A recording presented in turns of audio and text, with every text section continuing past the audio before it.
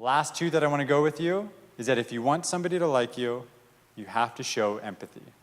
You cannot sound like a robot. You cannot sound like somebody who's just going down through a list of questions, just going through your pitch deck and just talking at them. Ultimately, you need to make it about them. Show empathy. Show that you actually care for that person. The biggest mistake that I hear in sales is that sometimes a customer will tell you, oh, I'm really frustrated using your competitor's product. I get no visibility. It takes up too much time. It's not working for me.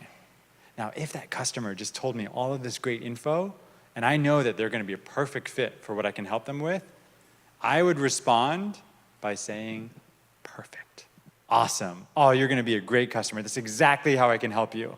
But if you put it from the customer's mindset, they just open up to you. They said, I'm frustrated. I'm struggling with this. Everything is going to the wayside.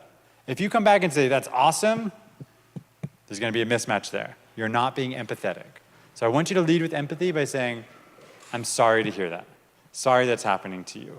Other customers that we work with struggled with the same thing. What they found was solution. And now I'm going through this mindset shift of making it about the customer and not about me. And we're doing everything that we can to avoid looking like that traditional salesperson. Pushy, aggressive, self-interested. What we're trying to do is help the customer solve problems. The final thing that I want to leave you with today is a very fun quote that I wish I came up with that combines medicine and sales. And I hope that this stays with you. Whenever you're trying to think about how to sell your product better to your customers, I want you to remember this. Prescription before diagnosis is malpractice. Prescription before diagnosis is malpractice.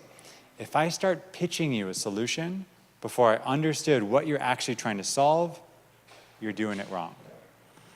If you think about this from a running analogy, you're running in the park, you twist your ankle, somebody comes up to you and says, trust me, I'm a doctor. First of all, anybody who says, trust me, you never trust that person. Anybody who tells you that they're an expert, you're like, you might be faking it, bro. Don't think you're there yet. So ultimately, you show expertise. You show trustworthiness by the questions that you ask, the expertise that you prove based on how you guide the conversation.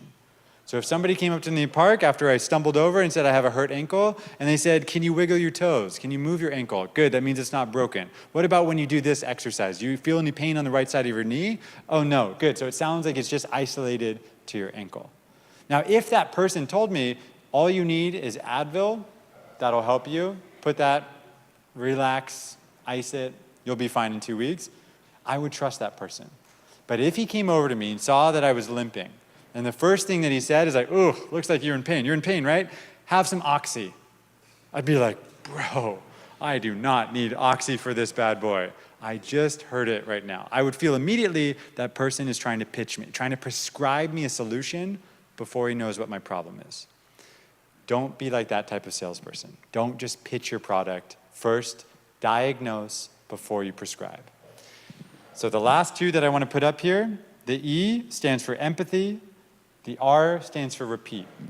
If you suggest a next step, if you suggest a solution, a demo, a trial, whatever you are suggesting to them, that is your prescription. But you need to do that after repeating back your diagnosis. So if this hypothetical doctor in the park came up to me and said, because you can move your toes, because you feel pain on the right side of your knee when you do this, it sounds like this might be a ligament issue, and it will be beneficial for you just to have some Advil and ice it. He diagnosed me, and then he prescribes a solution. That comes back to the repeat. All too often, we have a conversation, we realize that we connected all the dots, we assume the other person did, but now we can just make it dead simple for them. This is the fundamentals of how to communicate as a sales professional. There's obviously a lot more to it. I tried to drop in 3 books for you, so depending on what you're most interested in, you know which way to start going through it. But there's a lot of things to unpack here, and there's a lot of things that you can learn from each other. But it comes back to what we spoke about at the very beginning of the session. The best way to learn something is not just by doing it over and over and over, it's about being deliberate with your practice. Be deliberate about the tone that you're using when you're communicating with each other. Recognize what your volume is, how fast you're speaking. Are you using silence? Are you using filler words?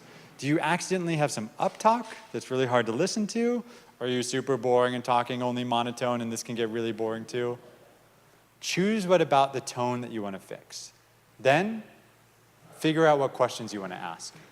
Write these questions down. If we go close-ended then open-ended, that helps it be very easy to know how to answer that question. Then we talked about active listening. And I feel very strongly that if there's only one thing that you take away from today, it's picking up the tone words that somebody's saying and mirroring it back to them. Once you start doing that, you're going to start seeing people like Alex, who are all closed up, just blossom in the conversation. All of a sudden, they won't be able to stop talking.